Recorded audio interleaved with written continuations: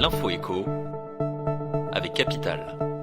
L'info pratique Capital concerne aujourd'hui votre carte bancaire. Autrefois onéreuse, les cartes haut de gamme Visa Premier ou Gold Mastercard se démocratisent. Avec les offres attractives de banque en ligne, il est aisé d'en obtenir une gratuitement en respectant certaines conditions de revenus. Ce moyen de paiement premium est loin d'être un gadget car il s'accompagne d'une flopée de garanties et d'assistance qui permettent de se tirer de situations bien difficiles, soins à l'étranger, retard d'avion, assurance auto. Découvrez dans notre diaporama sur capital.fr toutes ces protections que vous octroie votre carte bancaire. Le coup de gueule du jour est poussé par la Confédération des petites et moyennes entreprises de Haute-Savoie. Selon France Bleu, les entrepreneurs locaux demandent l'arrêt de la campagne de communication de l'entreprise suisse Value Job Service. Cette société de recrutement utilise des sacs de pain distribués dans les boulangeries de la vallée de l'Arve en Haute-Savoie pour diffuser des offres d'emploi. On peut donc lire sur les sacs: vous êtes titulaire d'un bac pro, d'un BTS ou d'un CAP BEP en mécanique ou microtechnique, contactez-nous.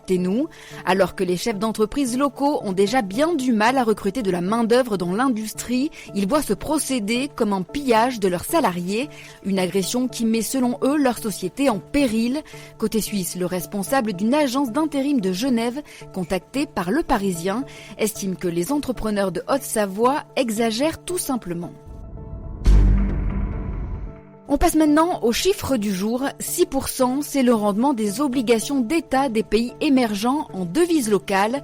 En plus d'être facile d'accès aux particuliers via des fonds, elle surfe aussi sur une possible appréciation de la monnaie locale, une hausse de sa valeur par rapport à d'autres. Finalement, ces obligations d'État constituent un bon placement à long terme au niveau des cours actuels. En effet, les économies de l'Amérique latine accélèrent et les indicateurs de la Chine, leur principal client, commencent à virer au vert. L'inflation reste par ailleurs stable dans beaucoup de pays émergents. Le principal risque pour l'investisseur reste donc une forte appréciation du dollar et par conséquent la dépréciation des devises des pays émergents. Une forte hausse de la valeur de la monnaie américaine semble toutefois assez peu probable. Et on termine avec les APL, initialement prévues pour entrer en vigueur au 1er avril 2019. La réforme du mode de calcul des aides au logement est finalement repoussée à la fin de l'année. Pour rappel, la mesure prévoit d'attribuer les APL en fonction des revenus de l'année en cours et non plus sur la base des revenus perçus à l'année N-2. Ce retard à l'allumage serait dû au piétinement d'un autre projet d'envergure, la base ressources mensuelle. Ce gigantesque fichier doit centraliser les données de ressources de millions d'allocataires. Objectif: permettre le calcul des prestations sociales en temps réel. Un chantier technique, juridique et opérationnel complexe selon le ministère du Logement.